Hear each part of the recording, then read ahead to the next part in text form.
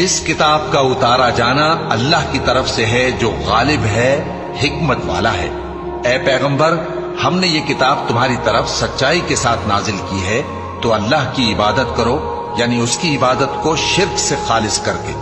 دیکھو، خالص عبادت اللہ ہی کے لیے زیبا ہے، اور جن لوگوں نے اس کے سوا اور دوست بنائے ہیں وہ کہتے ہیں کہ ہم ان کو اس لیے پوچھتے ہیں کہ وہ ہم کو اللہ کا مقرب بنا دے۔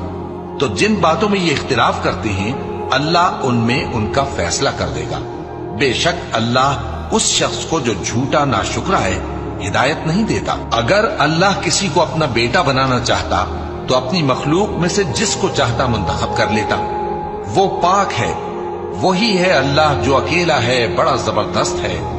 اسی نے آسمانوں اور زمین کو تدبیر کے ساتھ پیدا کیا ہے، اور وہی رات کو دن پر لپیٹتا اور دن کو رات پر لپیٹتا ہے، اور اسی نے سورج اور چاند کو کام میں لگا رکھا ہے، سب ایک وقت مقرر تک چلتے رہیں گے۔ دیکھو، وہی غالب ہے، بخشنے والا ہے۔